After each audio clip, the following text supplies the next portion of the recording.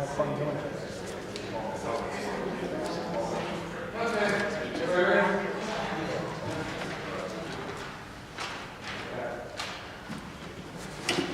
Ready, y'all?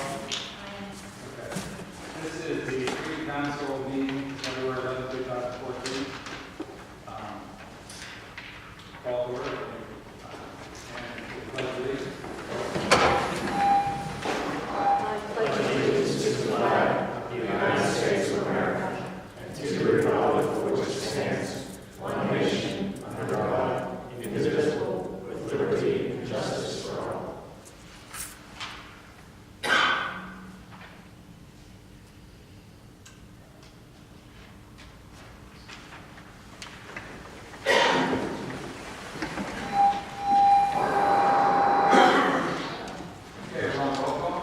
Thank you, Mr. President. Mr. Camello did report that he would not be here. Mrs. Cody. Here. Ms. Heffley also said maybe, so she did indicate not here at this time. Mr. Halblin. Here. Mr. Lenard. Here. Mr. Minoski. Here. Mr. Siziani. Here. Mr. Sandvisky. Mrs. Washner. Here. Mayor Kuzic. Here. Solicitor Rakunas. Here. For the record, DAS Borchek's also here, and Engineer John Rusnak. We have a quorum. Okay, this is the time for public comment. If anybody would like to speak.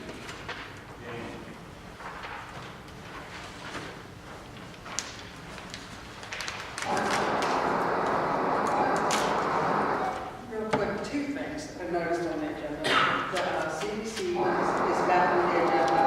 And we one of the few people, council people that went to the RFPs back in 2011. I don't agree. You still have that? Okay, the second one now, I got really fast. I noticed that you want to do parking, charging for parking on Saturdays again. I would recommend you not do that. Just to help the business district out, I can still go to that every time I go to Bellevue. That we have free parking on weekends and evenings.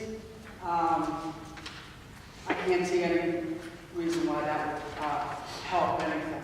You have to have somebody ticketing, so you have to hire an employee, and then, how's that going to help the businesses? They really need to promote free parking on Saturdays.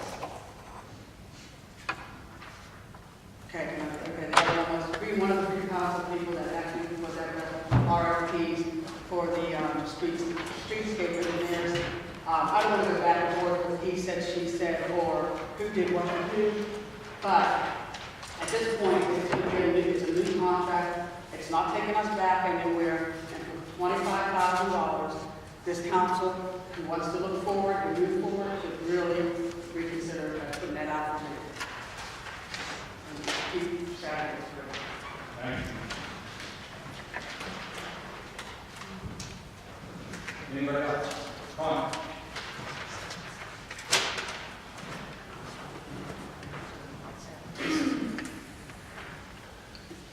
Hello, Tony Rankin, or Chapel. Let me just preface everything by saying, number one, I don't really care what company gets the design work for second phase of the streetscape. I do not believe I am not aware of there being any problems with the quality of the actual work performed by Brad or CEC. I have heard nothing to that whatsoever. My comments last month pretty much were to the effect, and I will repeat them, that we need to make sure we're getting the best price. And if you read my blog, you will see that I have taken both Ben Abbott and Emsworth to task for the same thing, is that you don't go around handing out thousands of dollars in anything without making sure you get the best price. The other thing was to make it very simple. Start all of this. It was your fault, it was your fault, it was your fault. Stop that by putting penalty clauses into the contract for anybody who causes the delay. That way, neither the borough nor the company will be inclined to hold things up. They've got money on the line, a financial penalty. This is done in contracts all the time. It'd be very easy for the solicitor to insert that. Those are the only two concerns I have. Like I said, I have no knowledge of any problems with the quality of CEC's work. I'm sure they're perfectly capable of doing it. I did have concerns about the process that was involved last year. Now, to that end, I think that we need some clarification here, because Kathy, I did read your timeline. Where did you get that? It's a public document. No. Yes, it is. If you email it to everybody on council, and it's not a privileged topic, it's a public document. Well, I emailed it to the council, but I didn't know you were public would get it before this evening. Well, the public's entitled to see it. Absolutely. In any case, there are a number of problems with that, and I think once again, we're getting back into the blame game. But let me just start from the Business District Advisory Committee, that we call BDAC, for some of you news people. What this was an organization of people that was required under the Allegheny Together program to do whatever we were going to do with the business district, the streetscape among those projects.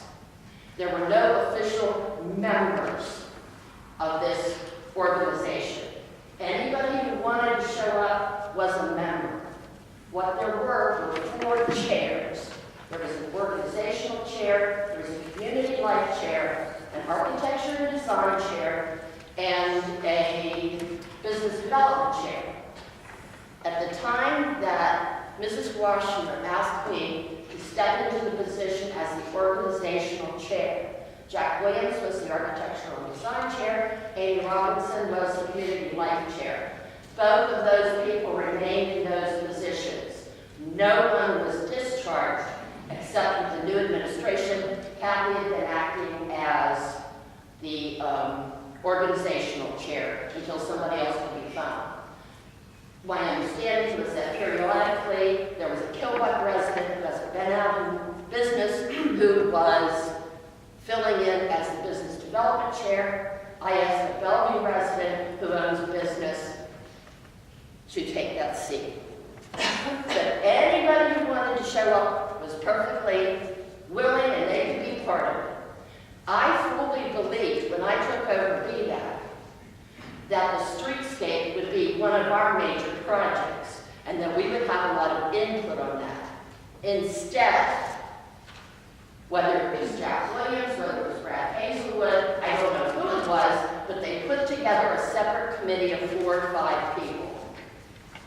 However, I think we were all CC'd on the different emails and what was going on. In April of 2012, we all received an email saying, we talked about aerial mapping in here. As of April of 2012, we received an email saying that the aerial mapping had not yet been done. And as a matter of fact, if you all look back in your minutes, CEC came back to council, wanted to do some different or more extensive mapping, asked for more money, and council gave it to them.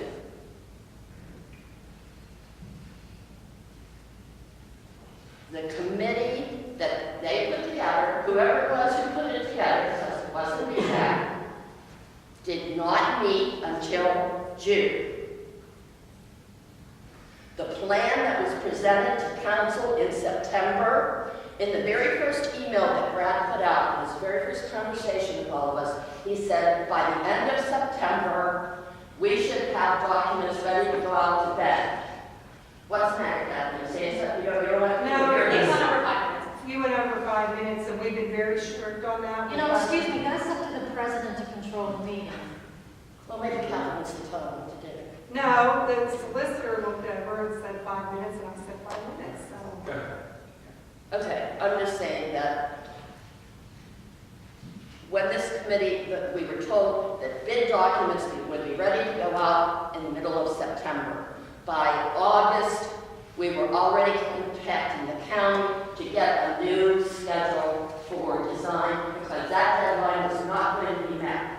I don't know why it wasn't going to be met, except for there were a lot of problems getting that streetscape group together. There was a preliminary plan, not master plan, not final plan, nothing, presented in September. And another area where we're incorrect in here is that the streetscape committee continued to meet until December. I got meeting notices from them through December. And it wasn't until after the first of the year that I finally pulled everybody together at a PDAC meeting and said, we are going to settle this once and for all so this can get done and we don't lose these grant funds. And we sat here, you were there, Kathy was there, Linda was there, we sat here for hours. I then went to the Public Works Committee and I said, we just sat for hours, we've got a consensus, this is how the plan needs to be changed. Apparently that information was never relayed to CEC. So I do think the borough bears some responsibility here. But all I'm saying is, back to the beginning, good business. Make sure you get the best price, work the penalty clauses into the contract for both parties. We don't have a problem.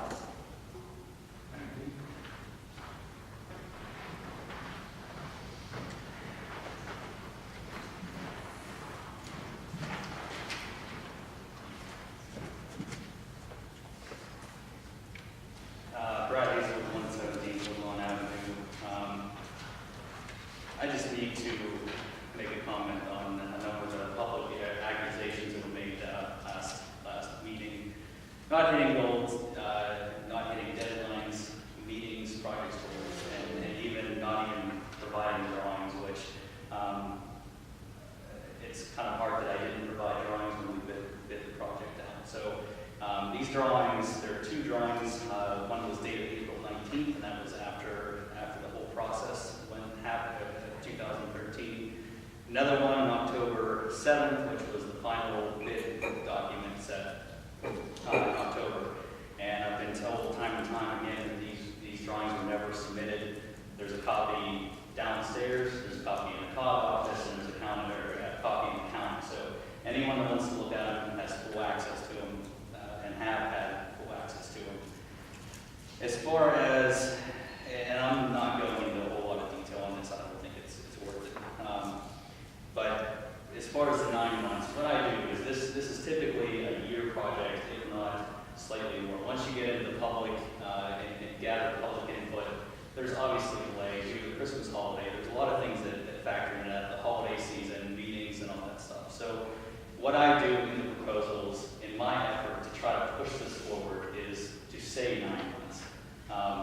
Obviously, that can change. I mean, if you talk to anyone that deals with public process and public projects, we've worked on projects in the city that have taken over 2 years in the public process, and those are large hotels. So this happens all the time.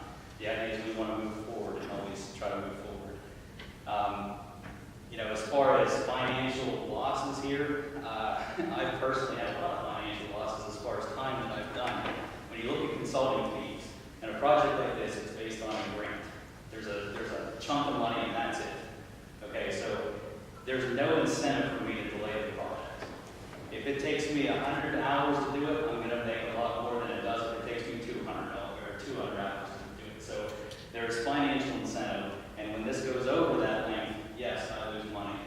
And as far as the area mapping, that was something to give as an incentive, or as something that we can look forward to, and this is all public in all these meeting notes and stuff. This is not a delay tactic at all. This was in my scope. It basically said that I would use existing information that was readily available. I took the opportunity to say we have the opportunity to go out and get a new flight that has that was 6 or 8 year old information. We had the opportunity to get upfront new information, which I know we worked together and we got the park and everything's all in this flight. So that was a benefit. That was a cost of about $2,300, and the additional that I asked the county or the borough for was $975. So there was no. It was definitely I took most of the cost on for that too. So there's definitely some financial losses on my side as well. I'm not even going to get into it. My reputation speaks for itself. If you ask anyone, if you talk to anyone, I go out and do it. Please talk to any clients, anyone I've worked with, and you'll see where I come from. I'm not here to point fingers. That doesn't get anything done. But I do have to say I need the finger unpointed at myself. If you look at what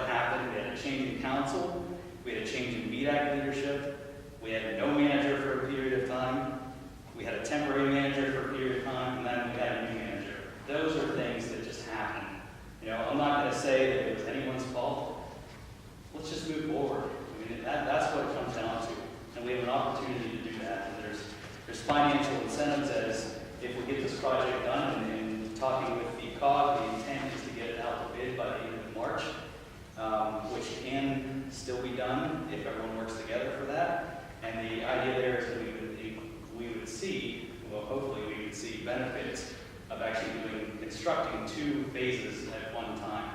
Also, the benefits are construction interruptions. If we do both phases at one time, we're going to have maybe a longer period of construction, but we're not going to break it up and have construction 1 month and 3 or 4 months we tear up the road again. So the idea is to make this efficient and in the best interest of the community. And also with our funding sources, if we can get 2 construction projects done by the summer, again, that's the intent. Things happen, construction delays happen, but that's the idea, that we have to have a goal, that's what our goal is to do, and we need to work to that. And we can definitely do that, and that would say a lot for funding sources. So, basically in the end, I don't appreciate, some of these accusations based on not true facts, and actually no documentation to back it up, nor does the management of CPC. So,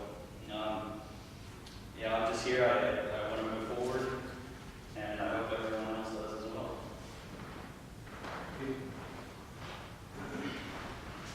Anybody else? Okay, I think, Brad, when we get to that subject, I want to ask you a few questions.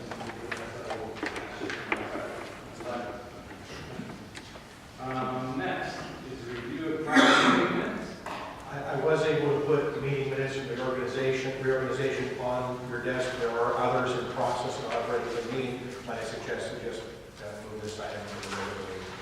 They just got finished up today. A motion to review the motion to approve payment of the February bill. So moved. Motion to Bellevue Council? Well, the whole purpose for bringing this up, if I may, Mr. President, is unfortunately the flipping of our meetings I've almost got to ask council to address this at the pre-council meetings so that we can make payments in the early part of the month.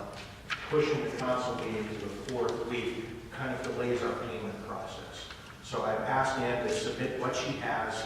Hopefully council will approve that and will bring any changes. We're probably going to address it twice because I don't want vendors to suffer or us to incur costs by delaying it because our meeting schedule. But I hope that's clear to everyone. Well, it's been moved and seconded. Is there discussion? On? None? Okay. Okay, all those in favor, aye? Aye. Nays?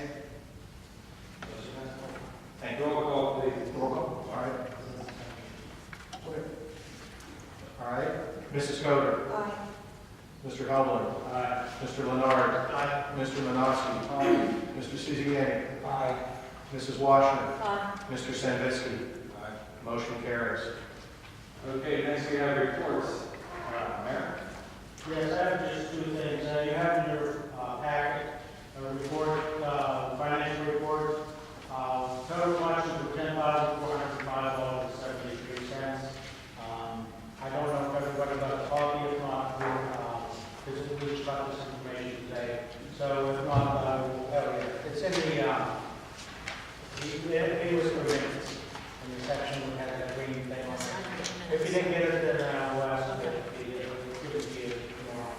The second thing I'd like to recognize is the deeds of our meeting, especially Joe Wright and the NFPA for the work over the last week with all the licenses. I've had many comments outside of Caldwell. It was done, the streets were done, and this past week they started getting on the curbs and the crosswalks and things. And the other thing was they had a foresight of the next road we had enough salt. A lot of communities are out of it because they ordered early and kept on top of it. We were in good shape. So I just like to thank them for their efforts. Thank you. Okay, anything to say about the treasurer position or report? Nothing about the treasurer position. There is a treasurer's report in your packet that we sent out today with the green tab on it. Again, we'll do a little more explanation at the end of the month on it because you know where the cash is so far. Tax collections? I believe that I don't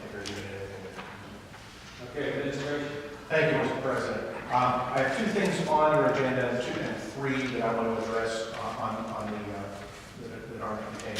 First, the Boylan Fire Department had another semi-breakdown. I just wanted to keep council on top of it. We're really experiencing a lot of problem with that. We've already talked about a plan to replace that for next winter. I've already been in contact with the volunteer fire chief, who said they've got some ideas and they're willing to help us out. We'll be scheduling a meeting before the end of the month. Second is the Quaker Valley Cog Recycle Day, May 10th, 2014. That'll go from 9 a.m. to 1 p.m. Ongoing plans to do that, so keep it on your calendar. Third item, Public Works Summer Help. We talked about it at the committee level.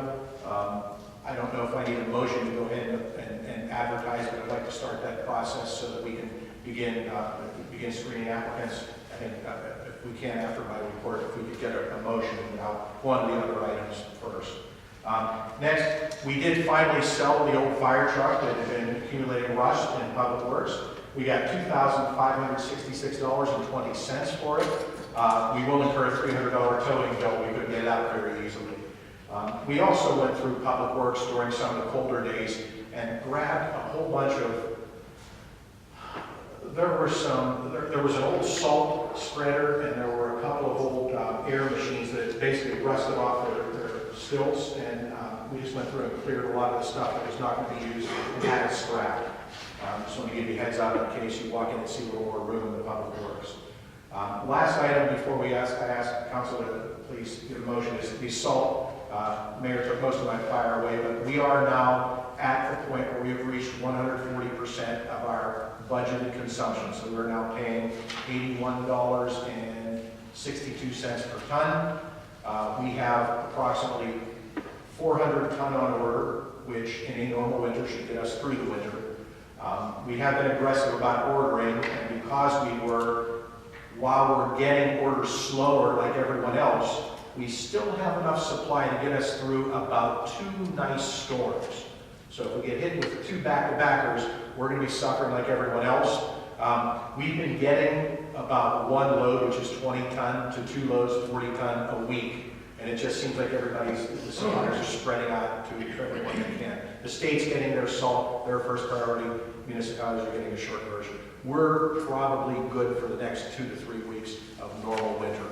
Come the end of February, we'll sit down and talk about how we're going to manage our inventory downward. Normally we manage it upward to take advantage of pricing. In this case, we want to have as little as we can at the end of the winter and buy the new project because it will save $20 a ton. So that hopefully gives you an idea of what's going on. So if we could back up at this point, Mr. President, I would ask for a motion to permit me to advertise for summer Public Works. Someone like to make that motion? I'd like to make a motion to advertise for the DPW summer help. Do we need to put in there the cost of the advertising? I'll Put it in? Okay. Second.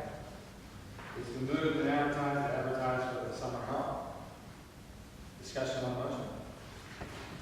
All those in favor say aye. Nay. Motion carried. Thank you. That concludes my report. Roll call on that. Okay, we'll do a roll call. Mrs. Washington. Aye. Mr. Sinvisky. Aye. Mr. Siziani. Aye. Mr. Manoski. Aye. Mr. Hellman. Aye. Mr. Leonard. Aye. Mrs. Coder. Aye. Motion carries. Okay, next is the engineer, John Russell. Hello. Thank you.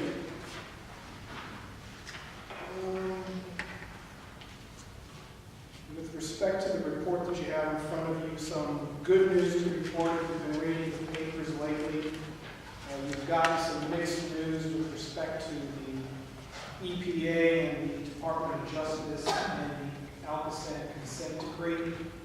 The EPA and the Department of Justice have basically accepted the Alcosan's request to negotiate portions of the consent decree, which is going to, in the long term, I think, help everybody out with respect to rates and potential for adding more green infrastructure rather than building bigger pipes underground. So what does that mean for Bellevue? It just means that you should pay attention to what's going on and what decisions they make, because this could be a two-edged sword. The decisions that Alcosan makes does affect the 83 communities contributing to it. I would just say that if there's any questions that you have regarding any of this new discussion that Alcosan is going to have, that you to the meetings that I go to. And Ms. Coder goes to these meetings as well, and Three Rivers Wet Weather Ends. Anybody else who's interested in going to these meetings that they have occasionally, they have public meetings for all members of councils that are affected. I would recommend that you sort of get on the website and find out when those are so that you can have your input. But it's generally good news. We'll see how this works out. Alcosan still has not negotiated changes with the Department of Justice yet, although they said it was supposed to be on an expedited time frame. They gave it a month. I'll be really interested to see whether or not they can do that in a month. So that's the good news. Well, it's all really good news, to be honest. One of the things that we were asked to do last year was to pay attention to the Bain Park Phase 2 project and the Public Works coming at the Parks and Rec Committee meeting. We had submitted a proposal for your consideration to take the DCNR grant project from start to completion. And I believe, I don't know whether everybody has that proposal in front of you, but that proposal has been submitted. And at some point, the council will need to make a decision to move forward on the design. The good news with this project is it will last the better part of 2 years because the contract grant deadline is December of 2015. So in the proposal, there was a schedule of the work that needs to be done, the milestones there, and the costs associated with that as well. So I don't know whether you all had an opportunity to look at that. Are there any questions on that tonight? If not, you can always email me or through the DAS, ask some questions, and I'll be able to answer. I would expect that the council meeting will be able to discuss it a little bit more, maybe make a decision on that. We submitted the Chapter 94 Waste Load Management report today to Alcosan. Every year, every community that contributes to Alcosan, regardless of its size and its makeup, has to provide a portion of what they call the Chapter 94 or Waste Load Management report, just to report how much sewage that you're generating from the community, whether or not you've had any overflows, how that's affected the community in the past, and to give Alcosan an idea of anything that has been built over the last year. Not a whole lot of building goes on in Bellevue. We've completed a lot of the work with respect to looking at the sewer lines. So the good news with that report is that there is no bad news to report. So everything's operating as it should. It's all flowing downhill. Okay.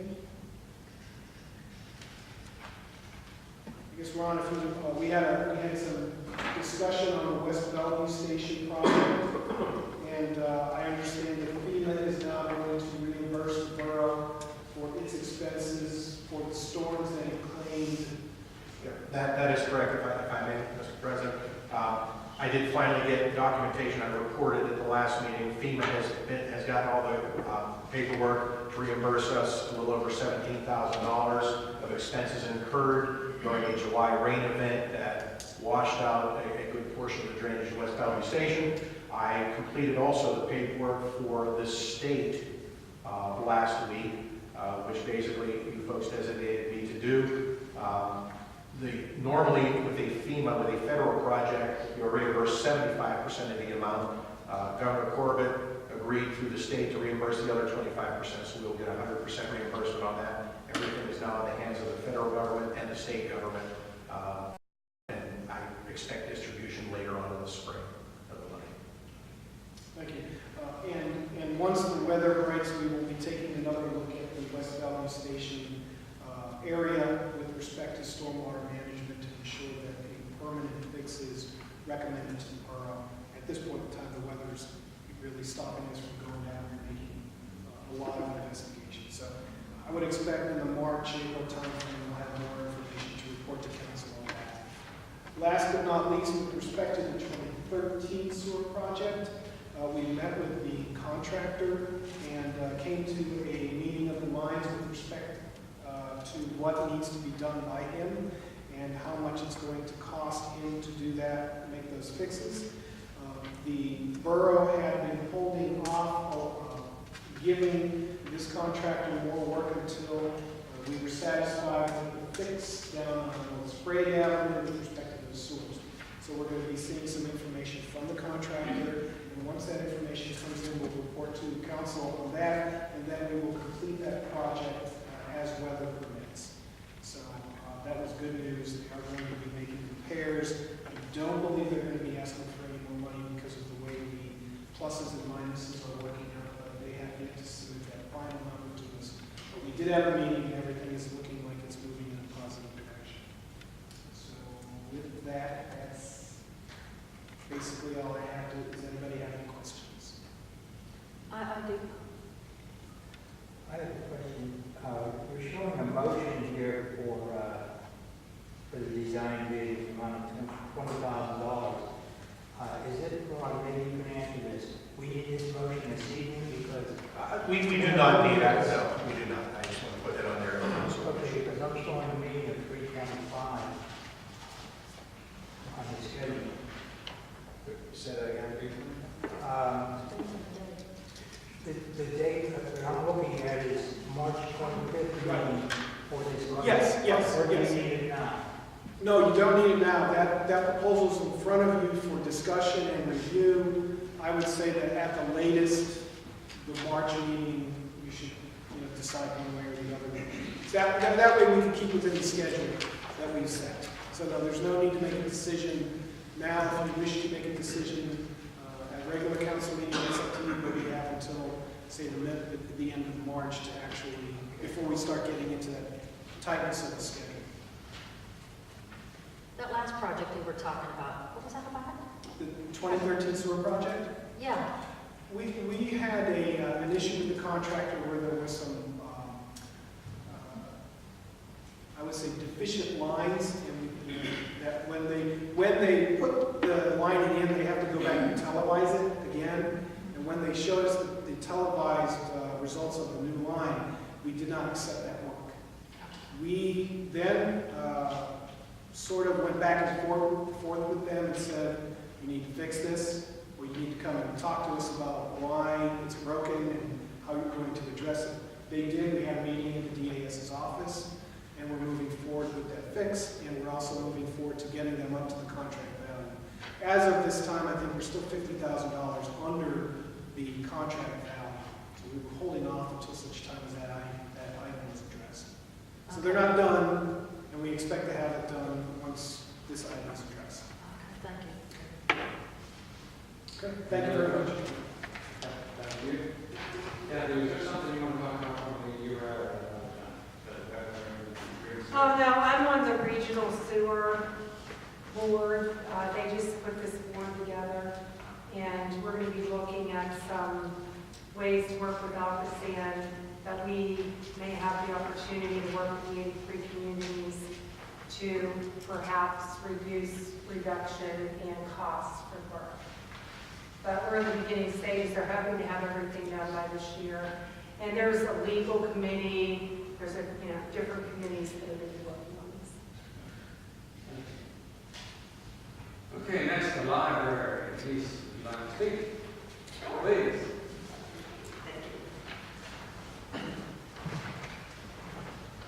Thanks for going and finding the library.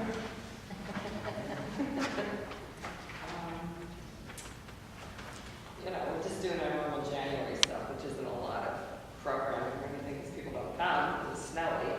But much to my surprise, we had a big program on Saturday for the under 4 set. It was widely appreciated and heavily attended, so that was cool.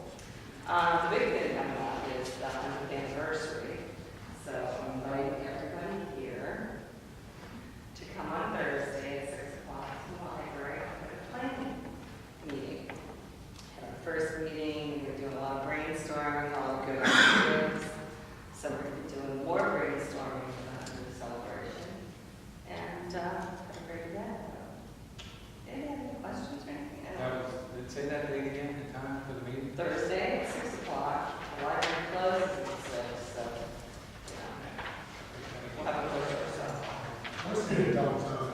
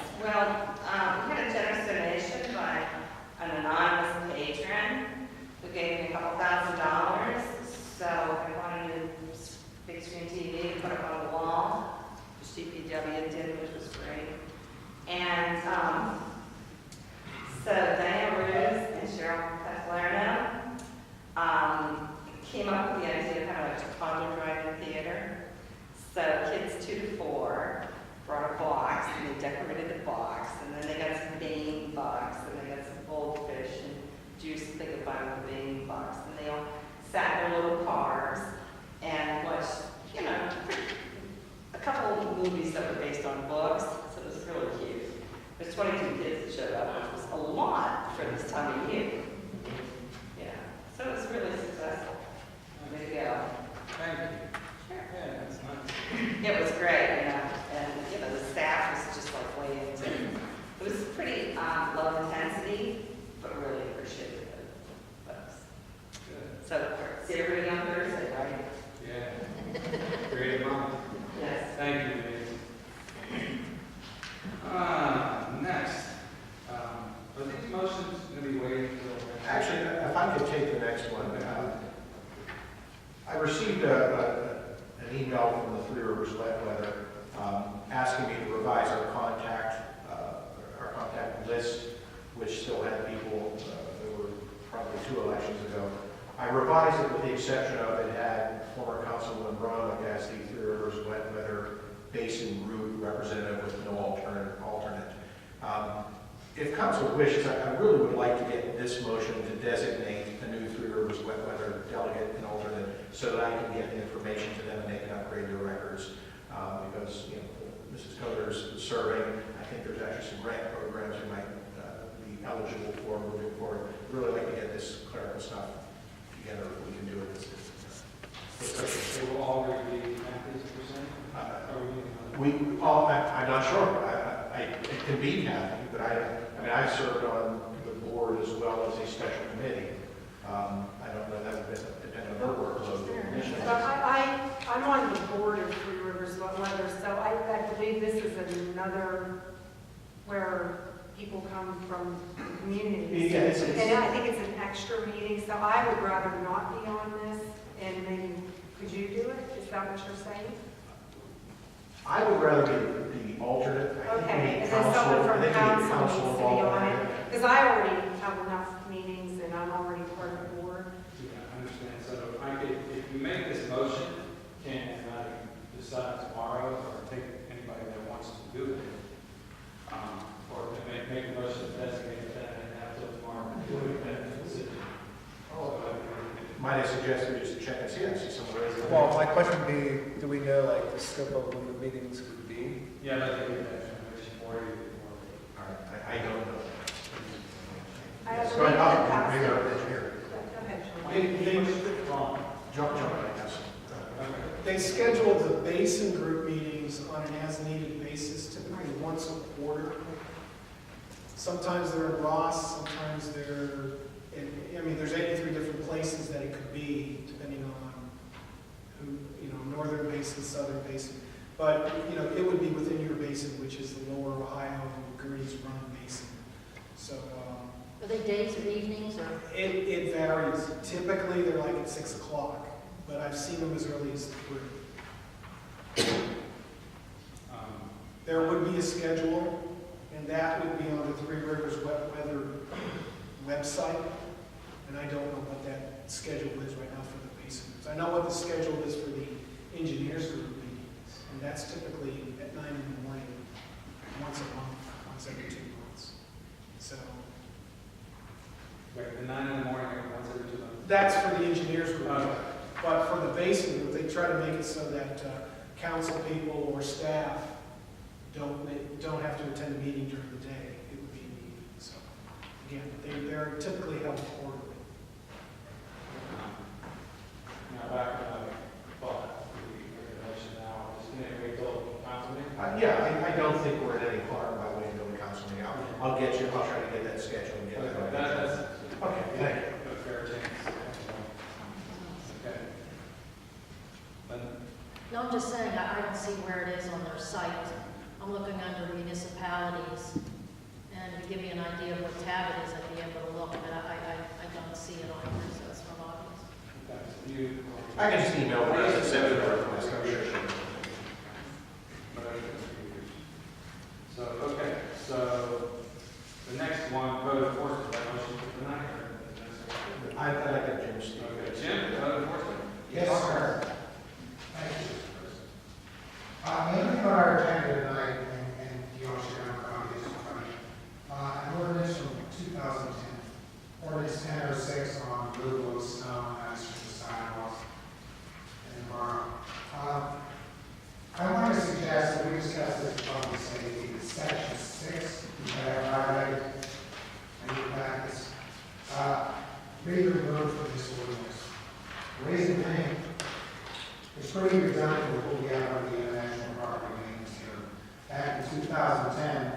The reason we needed this ordinance was to come up with a solution where every time it snowed, we didn't have to send letters out to the property owners. Under anything in the International Property Maintenance Code, including the addendum pertaining to sidewalks and snow, you were required to send a letter giving them notice each time it snows. If it snows, and for instance, this year, we know it's been like,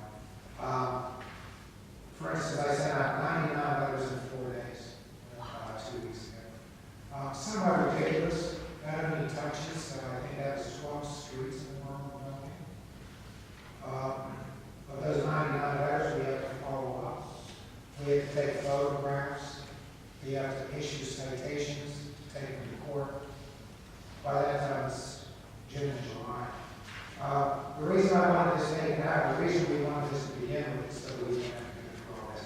I think 2 solicitors ago, there was a mistake made where in Section 6, they took almost verbatim Section 107 of the International Property Maintenance Code and added that to this ordinance.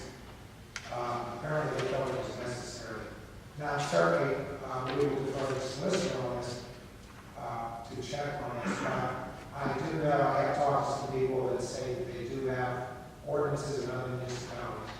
And once it's an ordinance, it can be not only myself, but it can also be, for instance, the chief and I talk about this. An ordinance is an ordinance that can be followed up by police departments, by code enforcement, and it really doesn't matter. I like the National Property Maintenance Code. So, if we take this out, we automatically relieve my office of issuing 100 letters, sometimes 200, 300 in the snow season and winter season. Not as easy with grass. Grass is typically you have to send them one every time grass grows more than 6 inches. But certainly it's a lot easier to handle and get a grip on it than it is with something like snow. Just when you put the shovel back, here it comes in. So rather than the borough spend $500 to $1,000 on postage each month to let grown adult property owners in the borough of Bellevue dream on the shovel and walks, I think is a little bit ridiculous. And if we can, begin to throw in the solicitor, I would like to see that section of this ordinance removed. And I talked to Jim prior to meeting, this is the first I've seen it, so I'm going to look at any legal issues surrounding removal of notice, see what my other communities do with regard to that, and I'll be able to report back at the next meeting as to whether or not there's any problems with that. Mark, I have a comment. Jim, in other words, you send this letter out, by the time they get it, and if they do respond, the snow's melted, you have to send We them. give approximately 72 hours for delivery of the mail. We have to give them, now, in the ordinance, we can give them 24 hours. We don't have to give 7 days to do the grass or constructive matters or anything like that. But in itself, you're looking at 4 or 5 days out of it. And certainly, you have 1 or 2 days in the 40s or 50s, and you got to take a photograph of the dry sidewalk and take it to the court to move on. Do you have to send a separate letter each time it snows? We did. We did try sending a letter at the beginning of the season. And what I would put in that letter is that this may be the only notice you get from the code enforcement office for the next few months. In other words, I was trying to get them used to the fact that every time it snows, not what treatment for this coming out. So many people, and I'm sure y'all are tired of hearing this, actually so am I ad nauseum, that 80% of these properties are rental properties and they are habitual properties. These people know how to play the game. They know that once they receive the letter, they have time to sit on their laurels. They'll come to court, come up with 100 different excuses as to why the snow wasn't shoveled. It snowed in Fox Chapel, but they certainly didn't know it snowed in Bellevue. Or they were in Florida for a 2-week vacation. Just, again, things that we shouldn't have to suffer for, especially on properties that aren't maintained here in the borough. Again, we have a lot of road properties, and we have to send letters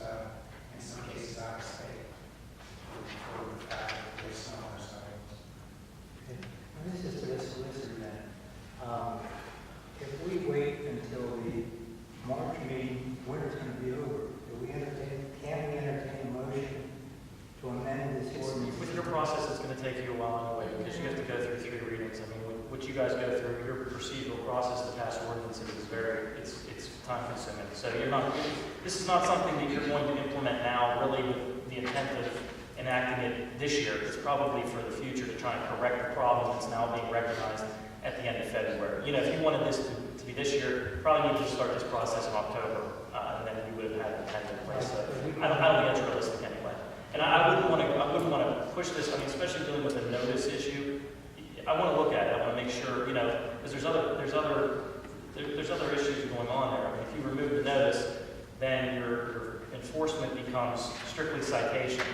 And that can, you know, if you're filing with the magistrate, that can become costly too. So I don't think the intent is, I mean, I assume you're still going to send letters or try and do verbal warnings instead of just In filing. some cases, here's one thing that I found that works. Again, we were told 1 or 2 solicitors ago that it wasn't legally binding. I find an argument with that because according to the IPMC, you can hand deliver a notice, you can plaque the property or close the property, or you can have a first class or certified. We have pink door hangers, bright pink, they have a little tag on the bottom, similar to the old parking tags they used to have in the park. I've been told that they're not in court. If somebody is pushing and shoving, I don't believe that. Again, to me, that's putting a mouse on somebody's door. Unless you tape it, and that's what they're saying. And they can blow away, they'll come over and they won't see it. However, 95% of the time when I utilize those, they work. Right. Somebody comes on, they see that tag on the door. I ask them to remove the snow within 24 hours, and 95% of the time they get snow. So, again, that is maintaining somebody out on that street for practically 8, 16, 24 hours, depending on 2 or 3 days in a row, to hit the properties we need to. So this is really geared at that other 5%. I mean, you're still going to go through that same process that clears up. I think it's inevitable, but you never really I resolve that process. There are going to be people that take you to task that are going to want to appeal that downtown, and certainly for a $50 or $100 fine, it's not cost feasible for the borough to entertain the people. Yeah, I agree with you. I just, like I said, I think to answer your question, I just would like to. Wait and create a new ordinance later on. I'm going to look at this at least for next meeting, and I'll be able to report back as to the issues involved with this. I'm sorry. Okay, what would the process be and how would landlords be notified? If you're putting it on a doorknob, you can put it on a doorknob, and as a landlord, I may find out about it a month later. That's our problem. It only works on a single family. Okay, so, but. If I don't want on a rental property, hey, 90% of your renters, I might be included, or I say, Because I don't care. because you call your landlord and say, ground shovel, get out and shovel. Most people feel that they're immune from, that they shouldn't have to do that, because they're paying rent. The reason they do that is so they don't have to maintain grass and snow and all that. There is some verbiage in the IBMC.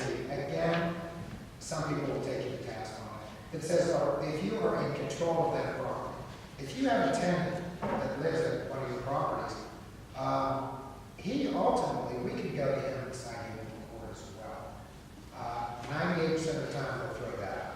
The They'll tenants. say, Your Honor, there's nothing in my lease that says I have to shovel the wall. I don't care if somebody falls on my landlord's property, it's not my problem. So you're going to run into that. The door hangers and all really only work on single family homes. And they work well in that aspect. When it comes to landlords and all, I think you still have to come up with a better method. I would like to see maybe one letter at the beginning of the year. Some municipalities demand that all property owners that do not live in the area supply the code office or the administrative office with a phone number and a person that is responsible for maintaining the property. But do we have that at all? We do not. Because I know whenever I had my property in Ross, they actually, with the building inspector, I had to give them my name and contact information. So I think we need to start that. I think, well, of course, we're supposed to be starting on email. I know when 2 years ago or so, I brought that up. But, okay, what would the process be now?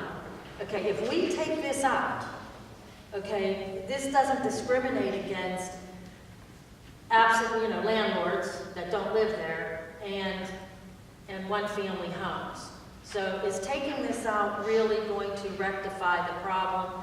What is the process going to be then, if we take this out? Well, again, that's why we have to defer to solicitor on this. What I'm telling you, I know other municipalities have come up with different ways to skin this gap. 99 letters in 5 days, it's ridiculous. It's ridiculous. And of the 11 citations I have in court, if Section 6 had been taken out, or we were allowed to take Section 6 out, I would have 53 citations. Instead, I can only have 11 because 11 letters were sent to those 11. I understand what the solicitor is saying. Certainly, Tara Smith doesn't want to be inundated with 150 hearings. But what's it going to take to get the people in this town to wake up, to realize that, it's not like the old days when we shovel around and walk in your neighbors walk. I mean, I They don't never call and complain and monitor about it, and I understand that. I understand that from their standpoint. Certainly, again, I think the problem lies with absentee landlords and property owners that well know that it's snowing in Bellevue, it's snowing in Fox Chapel. Okay, but I don't disagree with you, but I think we need to, you can't just take it out and then, you want to do 2 different processes. I think you need to have, it needs to be more explanatory, okay? I don't mind If you're that. going to say, okay, if they don't live in the property, this is the process. If, they live in the property, because there are single-family homes that are rental as well. If they don't live in the property, if they live in the property, this is the way. If they don't live in the property, this is the way we're going to do it. I don't think taking out the paragraph is really going to... Well, we've tried a few different things. Mainly, when this ordinance first came out in 2010, we sent out courtesy letters. Not only courtesy letters, but we told them they could view this ordinance online if there were any questions. All of those letters went out initially to rental properties, owners. When The was this? following year, we were a little kinder by sending 1 letter out, say in December. If it snowed another 10 inches 3 weeks later in January, I sat it in the corner. And of course, you'd have the people show up and say, I was shocked when you sent me the letter on December 8th. You didn't send me a letter on January 10th, so I didn't show up. Because I didn't know I had to. These are the problems, again, and you're always going to have them. They're not going to go away. But if we can take a bite out of them, if we can find some sort of gap. But we need to be specific. I don't think we can be... And I understand that. That's why I'm deferring this. Matt. Just to add what we do in the police department for certain situations, we have warning tags. We issue a warning tag for an offense. That's the first, only and last time you get one. It's recorded, it's there forever, and if some, in the same circumstances, snow removal, if that person 1, 2, 3 Young Avenue, is warned in 2013, there's no reason why in 2014 they need to be warned again. They get a citation. And in 2015, they get another citation. That's what we do in the police department. We get one warning, and it's one by any happens. It's not like the law reverses itself and changes year to year. And If you're aware of it in 2011, then you're aware of it in 2012. I think the other force of good law will sue with something similar to that too, but the law warning things that we send that to the landlord or property owner, what have you, they get an infraction notice that says you're not paying anything on this one, it's a warning, don't do it again. Don't bring your snow in, then you start paying fines. Okay, Vince, construction. That sounds somewhat of a good solution. The other thing I see against that is if you get a new property owner, 3 years later buys the property, then that warning, they're saying, I never had a warning. So that would be there too. In each case is different. Certainly, I'm not going to impress somebody when in fact they are prohibited by these ordinances. We want them to know for the future. We're not here to wake everybody up in the coals that doesn't jump outside with a shovel 12 hours later when it's snowing.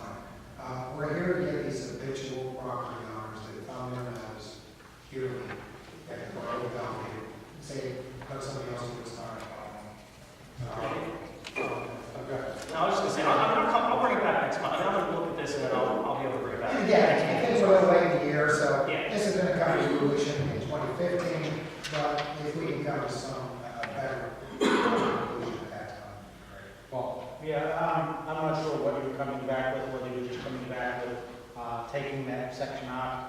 But I agree with Linda. I think that we have to be specific in our ordinance as to what the policy is and the procedure, how we're going to notify and sign and all that. I think we have to be a little more specific than this really comes down. We take this out then. I think there has to be some work done on that. Maybe don't reinvent the wheel, take a look at the other municipalities, see what's debated. Yeah, but we have to be We specific. have time. Okay. Anybody else? Okay, so, thank you, Jim. Anything else, Jim? No, sir, that's all. All right. Here comes the committee chair reports. Finance. Kathy.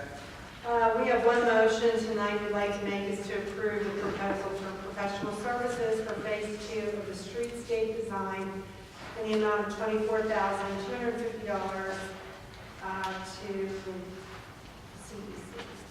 Second. It's been moved and seconded to approve the proposal for professional services for phase 2 of the streetscape design services in the amount of $24,250. Discussion on this motion. Linda. Okay. First of all, almost $25,000. I think that we're here to represent the taxpayers of this borough. And if this was any other contract, people would be screaming foul all over the place. I believe that we need to put an RFP out as we do for any other contract. Whoever gets it, gets it. I don't have a problem with the present person if we put some things in the contract. This is, I think that, it would eliminate any impropriety because the design architect and his wife has supported and contributed to the councilperson's campaign and for 2 public positions. And then, also, there are some relationships with a few other council people. So I think this would eliminate any questions by putting out an RFP. Also, all bids, this particular time, all bids came over budget. Also, I would request that we do what is being recommended to us by the county, that we choose our scope, and then, so that, make sure that, that it's under, and then have alternative bids. Because the last time, all of our bids were over budget big time, and the lowest was 20% over budget, and that's a big error. And I think, and then it also put more work on DPW, and DPW has a lot of work to do just on their own. So, and as for having to do it right away, it's no problem with the county for us to do that. He feels that there should be minimal engineering. I talked to the manager of business development at the county, and he said even with doing an RFP, that we should be able to get this done by summer/fall of 2014. So there is no reason to take the time that we need to eliminate any kind of finger pointing and actually do an RFP, which is our obligation to the taxpayers of this borough. Anybody else? No? Okay. I have something to say, but I want to ask Brad, do you have anything to talk about that you want to describe the fees and the bid you put out? You can do it from there. Okay. Just to be clear on this, as far as the total cost, what you'll see in there is 2.1 and 2.3 are design and bid documentation.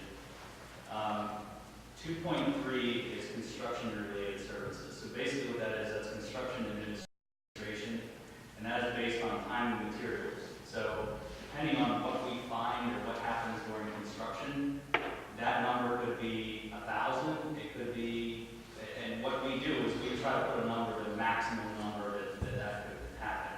And if you look under that, I believe I said I anticipated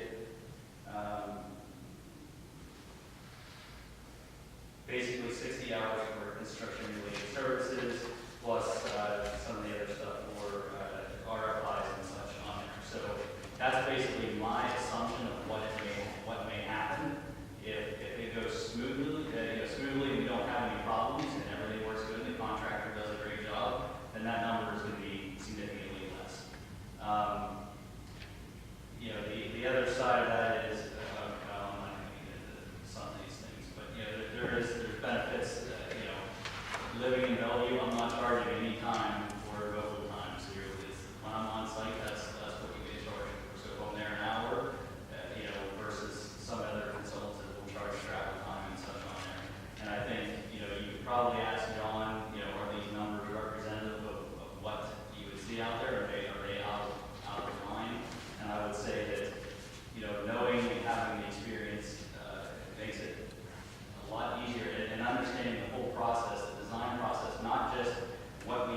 paper now, it's the whole process, what the community wants, what the whole, and that's what the whole program is based on, is this is not a streetscape just what the council wants. This isn't a streetscape I want. This is what the community wants, and that's what's important. So to pull someone else in at this time, you can do it, but I would be shocked that if the prices were lower, and so that's fine. But in general, there's a lot of work that goes into these as far as being kind of simple. There's nothing simple about a set of construction drawings. When you go to bid documents, you're down to the square foot of concrete and such. And as far as projects going over budget, I'm not a contractor, and very few engineers, landscape architects, professionals, design professionals in general are contractors. So what we take is an opinion of probable cost.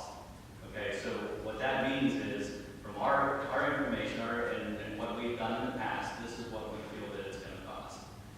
So when it goes out to bid, we have no control over, they may be from far away, mobility, there's all kinds of factors into it. The cost of materials go up from the last project we worked on.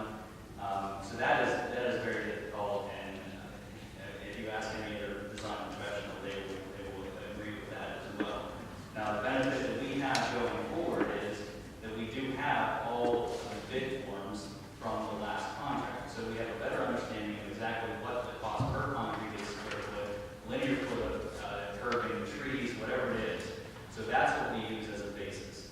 And as we always do, we do have bid alternates in there. And the intention was that we'd be able to add to it. In this case, we had to take some off. And that's what we worked with Ron and Public Works. And it was something, a simple thing of, hey, can you remove that pole to save us $500? That's not out of the scope of what anyone else does on the project. So, that's as far as being over budget on everything. You can't really blame a designer for that. And it's not like we were double the cost. It was I don't even know what the percentage was, but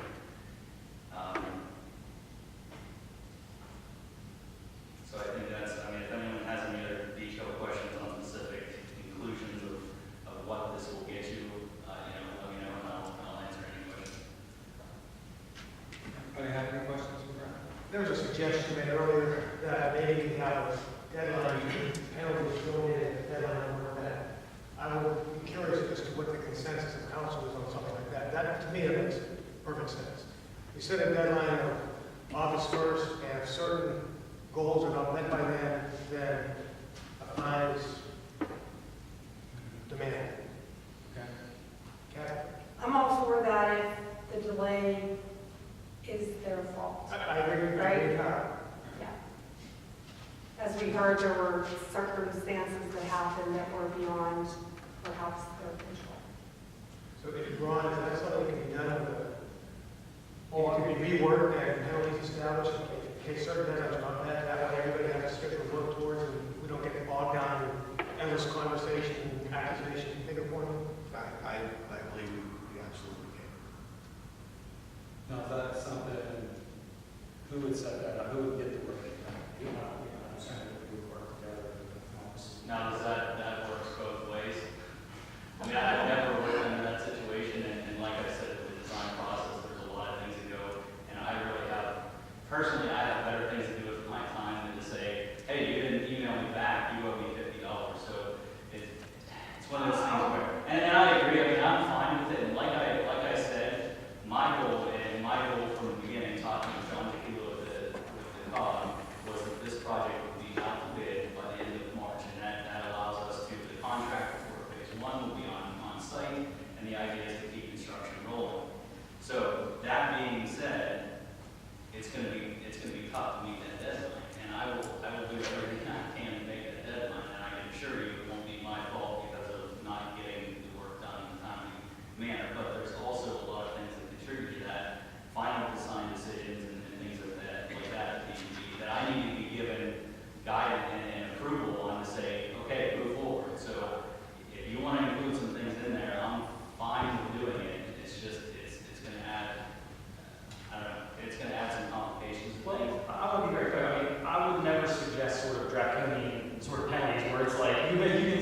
email, you get a fine. I would set something up more on a layered system where if you haven't done something, we would provide you some written notice to say, hey, you haven't done this, you need to cure this within 10, 15, 30 days, whatever we come up with.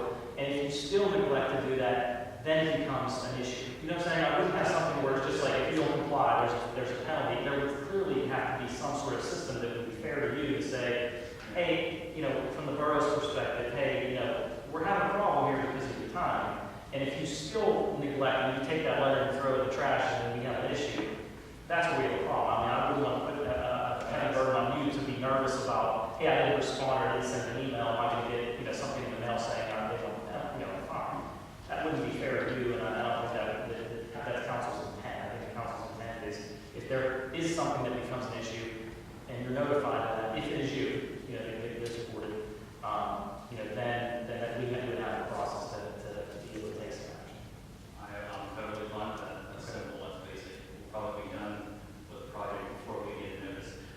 I mean, that's the intent, is that if we have a month and a half, that's the plan, is to get this thing done as soon as possible. And I think that's my goal. That's, I hope, everyone else's goal. And if we all work together towards that goal, I can't see why we can't make it happen. So. Okay, any other questions? Comments? I mean, when are we going to start, not putting things out for RFPs? I mean, $25,000 contract and we're not going to RFP it? Come on. We're here to represent the people, and we're not, there's minimal engineering according to the business development manager. We still would be able to do it by summer or fall. We have to look out for the money of the people of this borough. It's, if it was our money and it was almost $25,000, I mean, would you not go and look at other contractors to see what the cost is? I mean, I know I would. In fact, I'd be going to a couple of them. And so that's my thought. I treat the people's money like my money. And for $25,000, I think it's a whole heck of a lot of money. And a month or 6 week delay to me is nothing when it comes to making sure we're doing the best, getting the best price for our taxpayers. Well, a couple things I have to say. One, the impression I get from the county and from Elliott and COG is that we don't have time for these people, or to start over. That's a very clear impression I get. Second, sometimes you lose more money trying to start over than you do carry on what we're doing right now. And it's the people's money you're talking about. The people probably, after all this time, would like to get this project done. And getting it done in the end, and being efficient, and doing the things we're supposed to do, also are favorable to the county and to our future of more funding. Okay? I've heard a whole long list of reasons from you, and I appreciate what you, no, I don't appreciate it, I hear what you're saying. That first it's the 25,000, it's the need that we need to bid again, it's the improprieties that took place, it's this that took place. I didn't say the improprieties. Well, that's one of the reasons. Place. Okay, whatever. Okay, but, I mean, I have it in writing from the manager of business development that it's no problem for us to put this out to bid. And, I mean, I have it in writing. I think it is. So, I was talking, so I will finish first. So, I'm sorry. Okay. Regardless of different opinions, I think it's in our best interest to proceed. And we don't, I'm understanding that we don't have, this was bid through the COG, so we're not needed to put out for RFPs. So you're asking why did we stop doing RFPs? It's not in this procedure right now, it's not required. So that's an, I hope that answers that question, if I'm saying that right. No, I said, when do we stop? Well, you're saying that we need to set out RFPs and actually be done. No, but, I mean, what does it matter if the COG is doing it or if we're doing it? It's all the taxpayers' money. It's a lot of money, $25,000. Can you imagine when you're bid this, how much time it's going to take? Maybe 6 weeks. Yeah. I mean, according to, this is the manager of business development. I mean, I'm sure he knows more than you and me. He does this all the time. Okay, if there's not any other questions. I just have a clarification. I believe we all want to be wise stewards of everybody's money, but this is not Bellevue taxpayer. I mean, in essence it is, but if this is state money that is given to the county, that is given to us. and they give a certain amount for this design phase. So the first phase was $40,000. So even if somebody came in at $20,000, we don't get to keep the other $20,000. It's a $40,000 it's given us. This has been given to us for $24,500. So even if somebody came in at $10,000, we don't get that extra money. So we want to be wise stewards, but just to clarify that with everybody, it's not a Bellevue money per se, and it is what it is. We're going to get this much money, and if we come in under budget, we're not going to get that money. So I just want to clarify that with everybody. Can I respond to that? Yeah, this will be. I mean, so if it comes in $2,000 or $3,000 less, that means there's another community that could use that money. It doesn't matter if we don't get it. I mean, it goes to somebody else. And to me, our money is county money, state money, federal money. It's all our money. And if everybody felt like that, we would get less projects done. Well, right now, we're doing this project, so I think we need to make this get done. So I would ask anybody in favor of this motion, say aye. Nay. Are you going to have a few lines and have penalties built in? Oh, okay. Sorry about that. Yeah. With the system. So how do we want to amend this motion? I don't know how to word that exactly. Could we amend the motion? I don't like the word penalties as much as clarifying the expectation and the deadlines with possible ramifications if they're not met. It's really clarifying expectations, right? Henry, is what you're saying? Right, and if those expectations are not met, then Right. It's serving penalties. I mean, it is what it is. So we want to make this If it's our fault, then it is. contingent upon, Strengthening the clarification expectations clause on the solicitor. does that work? Would you guys? Okay, so, yeah, do we need to amend this? Okay, you're amending. Yeah, Can we have a second on that? Mr. Modosky was the second. I'm losing track. Okay. All those in favor of the amended motion, say aye. Aye. Nay? Nay. Roll call, please. Thank you, Mr. President. Document this. Mrs. Coder. Aye. Mr. Howland. Mr. Leonard. Mr. Modosky. Mr. Suziani. Mr. Senvisky. Mrs. Washner. Nay. Motion carries 6 ayes, 1 nay. Okay. Next, on finance. Yeah, we want to announce, I guess we've been talking about BDAC, and we have reinstituted that committee. And it's no longer called BDAC, it's really more of a downtown district planning meeting. And the program has changed somewhat, but we are having a meeting tomorrow night, February 12th, 2014, at 6 p.m. at Frankfurters. Wasn't it 6:30? 6:30, right? Or we didn't know that. On the agenda, it says 6, but it's 6:30. When will the next meeting be? After this, Yeah. I don't know, we're going to decide that tomorrow. But we'll let you know.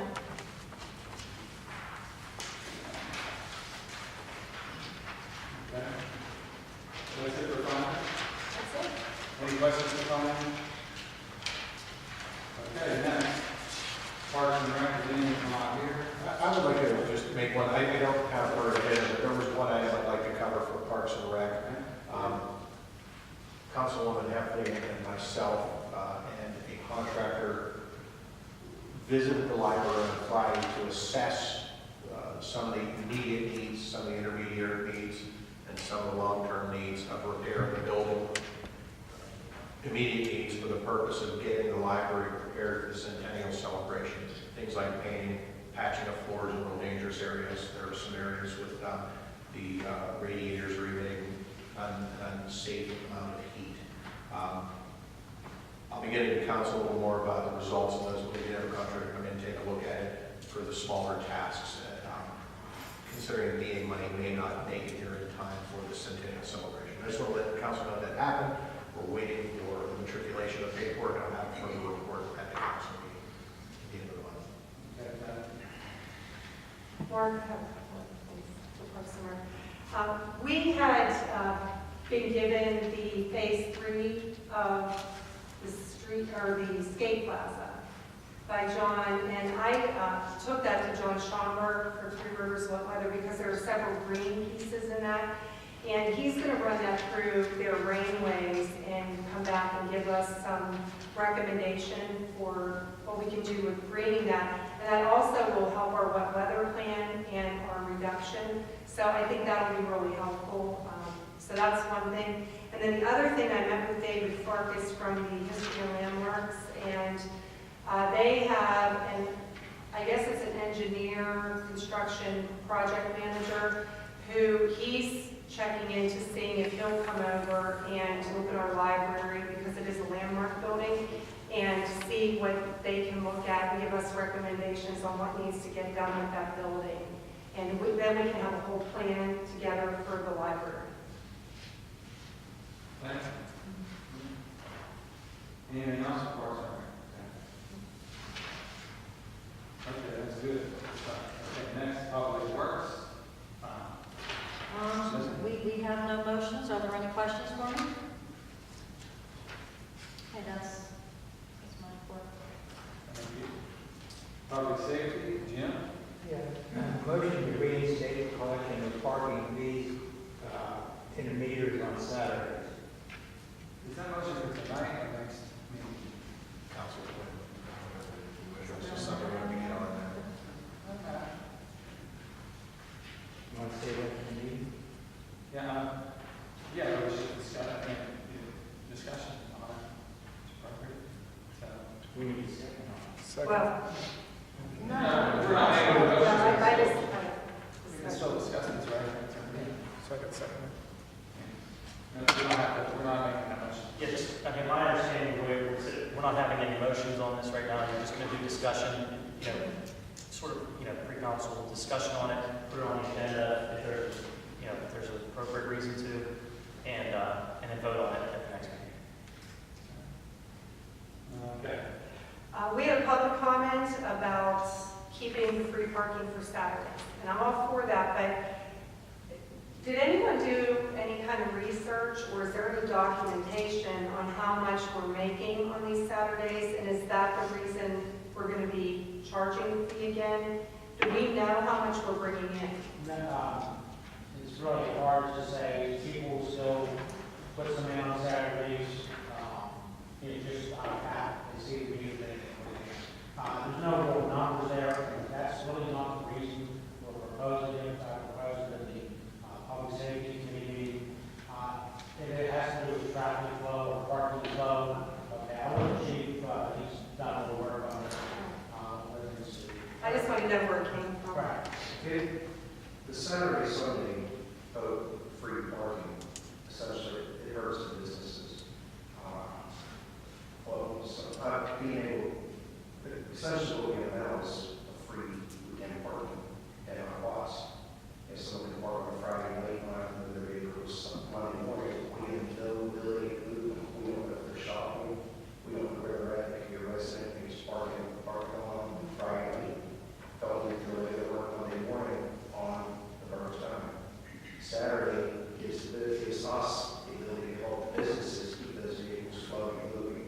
That's why parking meters are in place to help the businesses. It's not our fault when we pay for giving them a parking ticket. It's that get them to know, go do your business, or put the proper amount of money in the meter. Let's keep moving, keep it going. That is the goal. And essentially what we created by not forcing the meters on Saturdays is a free-for-all parking that we can enforce on. Yeah, the parking in Bellevue is quarter for an hour. Downtown is quarter for 5 minutes. So we're not trying to, beat up on business patrons. And I don't think it hurts business Saturdays, businesses, because of the flow of parking. President, I'm sorry. I didn't know, evidence of that. I just don't think that it's not business friendly. Has anybody talked to the businesses to get their feedback about this? I mean, you know, They were the ones that asked us to have 2-hour parking. Well, we only had 1-hour parking at one time. This was about 8 years ago when we changed it from 1-hour parking to 2-hour parking. Basically, that's enough so people can shop when they go to lunch or whatever. But this is helping the flow. That's why do you think the city has it downtown? For the same reason. Sometimes you want to draw people in around Christmas time, which we do, and things. But other than that, it's to keep the people moving rather than having people using it as park here and go downtown type of thing. We have 2-hour parking here, and it just helps the businesses by keeping. Actually, it stops some of the businesses from parking in front of their own place because you're on a 2-hour limit, and they hurt themselves. But that's they're also hurting their neighbor's business by parking their cars out front. So it keeps the parking flow is important for business. but 8 years ago, there are many different businesses in the last 8 years. I'd really like to know what the businesses have to say about this. I mean, and to compare it to the city of Pittsburgh, there really isn't a comparison there to say, okay, well, the city charges this much. You go other places, and it's 25 cents an hour other places too. And quite frankly, not that many people knew that it was free parking on Saturday because we didn't put any notifications on the meters. So there were a lot of people that didn't know. I mean, because there was nothing for people to know. Oh, gee, we got free parking on Saturdays, other than the businesses telling you it. I just can't see how it will help. I need convincing on that, and I'd like to know what the businesses have to say 8 years ago and now. Essentially, what could happen now is every resident in Bellevue could park in lot 1 right here on a Friday night. Right. And we have no control of movement. But it's not causing any problems. If it were for businesses. If the patrons don't have a place to park because all the residents fill up the lot, then the businesses do something. Okay, but are we having that problem? How many There people do? are quite a few cars in the parking lot on weekends But- that stay there. Is it full because of those? I would say it's full, but they're still taking up regular spaces close to the church. I just don't think they should have to really walk there on weekend. As Linda suggested, that people are already in the habit of paying 25 cents because there wasn't a free, notice saying it was free for a while, then I would say 25 cents.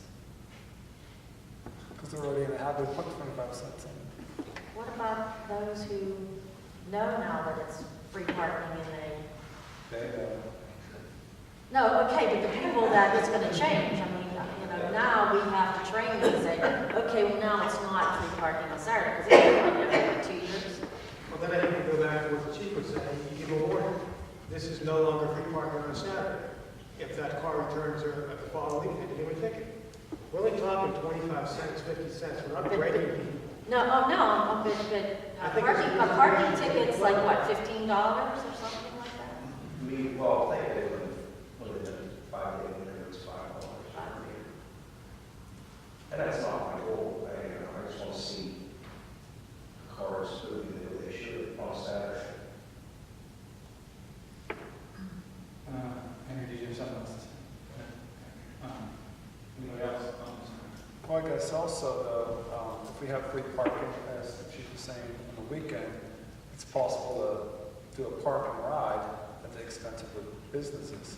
I can park my car on Main Street, catch the bus, go downtown for a while, then come back while my car's sitting there with no consequence.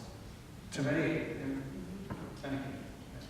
And then there you, anybody trying to get a parking spot on Saturday? On Main Street? I haven't had a problem, so I don't know. Would you shop there on Saturday? Absolutely. Yeah, it does get tough. I don't know if it's a... Is this strictly for the lots or also the meters on the alley? I think it's for everywhere, it's what I'm getting. Any meter. I guess we'll leave it at that in Cardinals.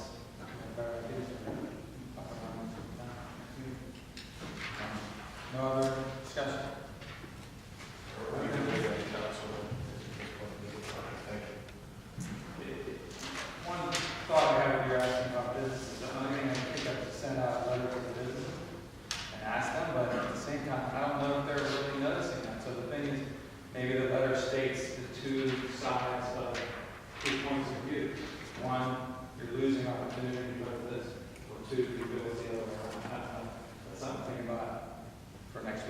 ask for, sir.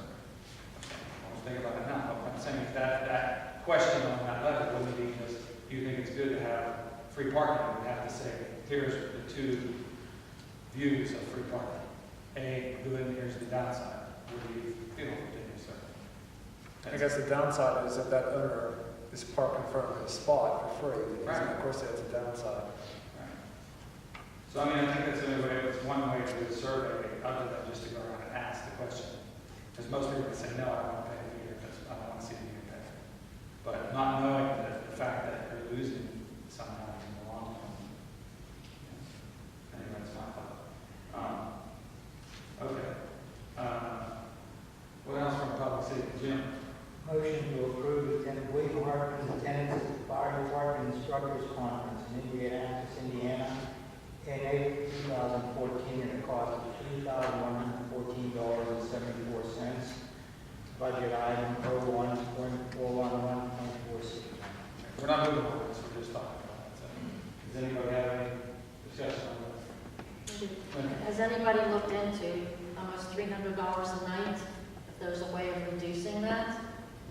Yeah, Mr. Hartman and Jeff Wisner attended the Public Safety Committee meeting to reconcile the numbers. There were a couple of points made, and Councilman Leonard, please correct me if I stray from any of them. The first issue was Mr. Hartman had only identified about $2,500 worth of expense of his $3,114.74 request. The difference is the classes which he attends at that conference.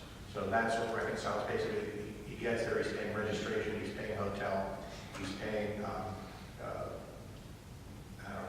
but he's not paying for the classes. He left $600 there for the classes he wants to attend.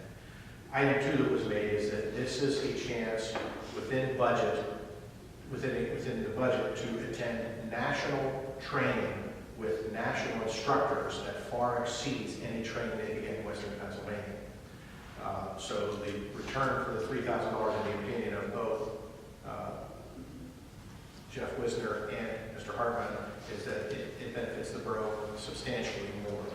Item 3, Mr. Hartman does not charge mileage or meals while he's out there. As his concession, he takes care of all training, all travel costs to get there and to eat, because he recognizes that this is a burden and wishes to attend this national thing.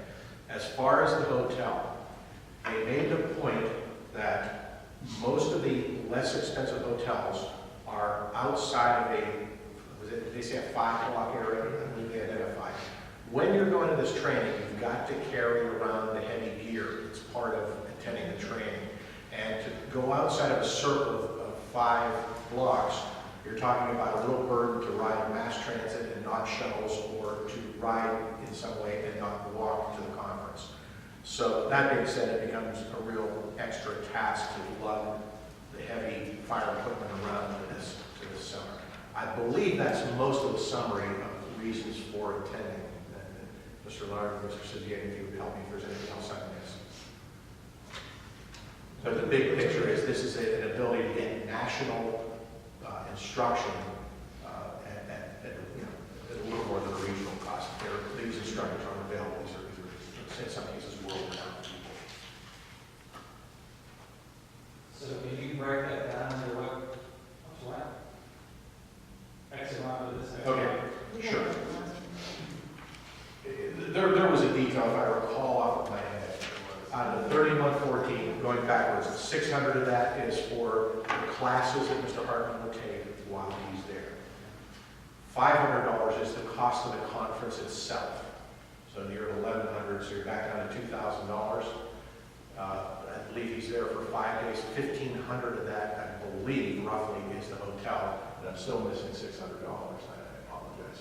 Everything else is itemized on there. I don't recall the last item. I apologize. Okay. Any questions on that? I'm thinking if you did half the hotel cost, as opposed for what, $300 a month, you could get one It for was like $285. You could get one for $150. If you did that, plus you probably would get a shuttle, so it wouldn't be that he has to walk 4 blocks, 5 blocks. There's shuttles.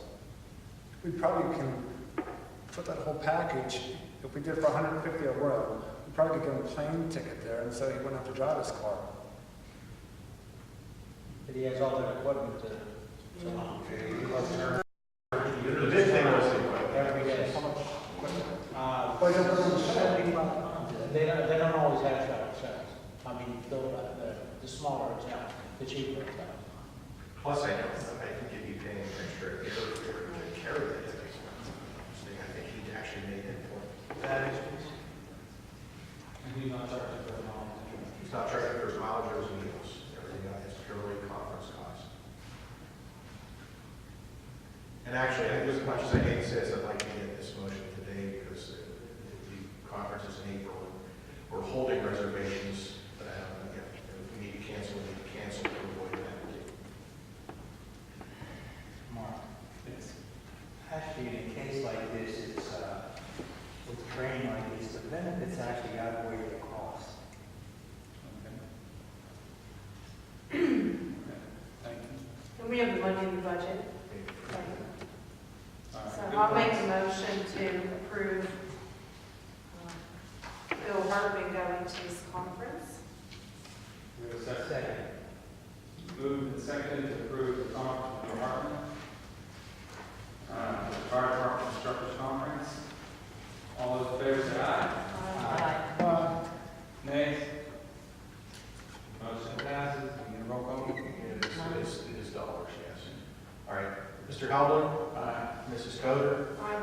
Mr. Minoski? Mr. Bernard? Aye. Mr. Siziani?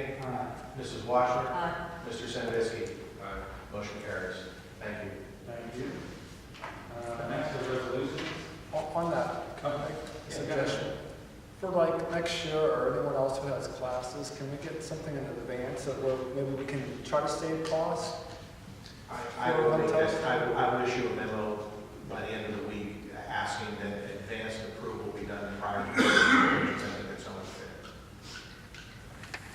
Yeah, I mean, our employees, just because it's budgeted doesn't mean you have to use the entire budget. I think they should be looking at all this stuff too. I mean, I find it hard to believe that they're, it's a big city that there's nothing close. So it's too late to get into that. Okay. Resolutions. Do you have it?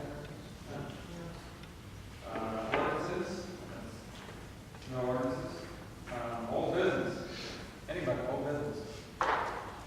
Any old business? Going once? Twice. Okay, any new business? There's a motion to approve the street restrictions necessary to facilitate the classic car cruise on Sunday, May 18th, 2014. We need to do that now? No. Okay. Any questions on the car cruise motion for the next meeting? Yes, Jim. I think brought it up. Last year, I think the boundary was toward South Fremont, North Fremont. The Millers had a viewing, and if you didn't agree with it, could that stop, say, where Pizza Hut is or something, for a while, just in case there's a viewing or something? Then the Knights of Columbus had a lot of people there or something, and it was difficult to get back and forth. We should ask public safety, we're talking about that. Chief? Okay. I attend that every year. It gets bigger and bigger. I mean, it's really hard, to put it into a small area like that. I mean, there needs to be some sort of adjustments maybe, when we have businesses with activities at the same time, or we should warn them or something. A lot of times with Miller Funeral Home, they talk to me. I think Michelle has some provisions in there for Miller Funeral Home in the proposal. And I think the same can be done for any other person that has any function. I know I talked about my church is in the middle of that block between Fremont and Bellevue, like across the street from Miller's. And we're being accommodated too, so we can get out of there in plenty of time for that to start. So I think we work forward with this. It doesn't seem to be a real problem, although Miller's not happy about it, but so far, and you just can't plan funerals, around. So I think he's She has provisions in there as to let the people in the Andrew, was your hand up before? Okay. Anybody else? Okay, so we'll be discussing that. So that's a big weekend, celebration for the library and for the Parkers. That's what they're doing. Good. Okay, time for public comment. No, I have new business. Oh, you do? Sorry. Yeah, okay. Now that because of our change in meeting schedule, now we have 2 voting meetings, I'm asking that we put on the agenda when we're going to vote on it. I mean, I think I would like to know ahead, when we're going to discuss something and vote on it the same day, and when we're going to discuss it and vote on it in 2 weeks. I think it always was that way until right now. I mean, it did say, it would usually say for what date of the meeting, so we can go back to that. Will do. That's what you're talking about, right? Yeah, because, we've Yeah, done because that. I didn't know that. So. I mean, it's just too hard to be prepared. Okay, good point, thank you. Anything else? Anybody? No? Okay, time for public contribution. Please. I was just gonna sit and see you do this, but. No. Okay, under the logic of the no parking on Saturdays, it goes like this. If you don't agree with the bringing in businesses, so when the holiday comes, we don't do the free parking for the holidays. That doesn't come to business. Right, it doesn't help. I mean, I can park there from Thanksgiving and stay there till New Year's.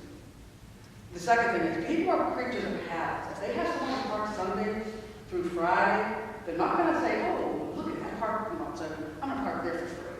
Your business owners are only going to pay $2 a day on Saturdays to park in front of the business, and they're still going to do it. You know the business owners that are doing it. We all know the business owners that are doing it. It's $2 on Saturdays for them to do it on Saturdays. This is not going to keep people moving. You're going to have to hire somebody. You really should promote that you have free parking after 6 and on weekends, and that will help the situation. It's only a quarter. Like I said, if your logic is it's not helping, well, they come holidays, I don't expect it to be helping. I would expect some of them all to be parking down here in parking lots. People are creatures of habits. They will park where they always park. Anybody else?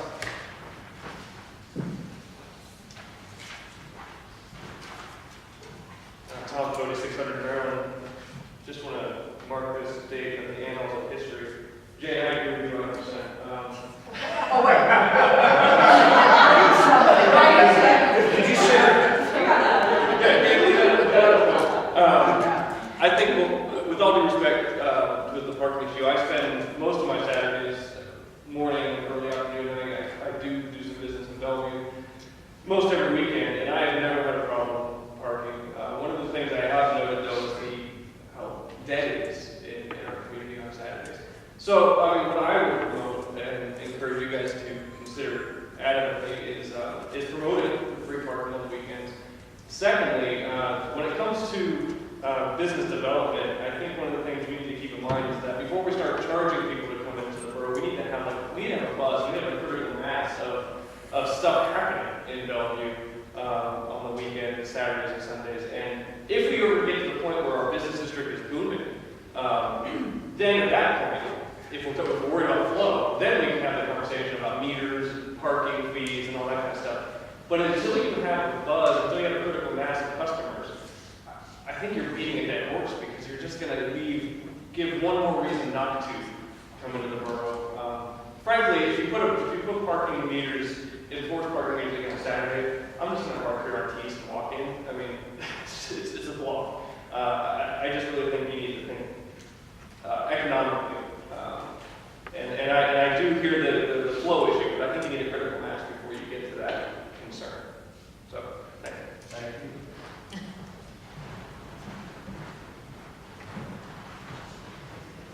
It's the parking night. I have a suggestion. I think it's kind of a hybrid, maybe a hybrid solution, and I think this happens in a lot of other communities as well. But what you can look at is, I understand both sides of this. So you have two different problems, but what if we could, and I don't know if this is via ordinance or what it may be, but you have a 2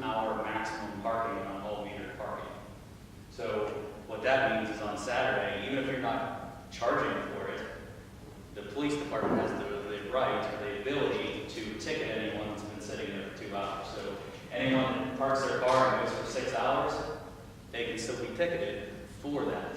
But that gives you the open whether you want to charge or you don't want to charge Sunday, and you can put it in effect Saturday, Monday, Tuesday, or you can even include Sunday, which again furthers, it helps with the movement, but it also allows you the opportunity to do free parking however you may want to do that.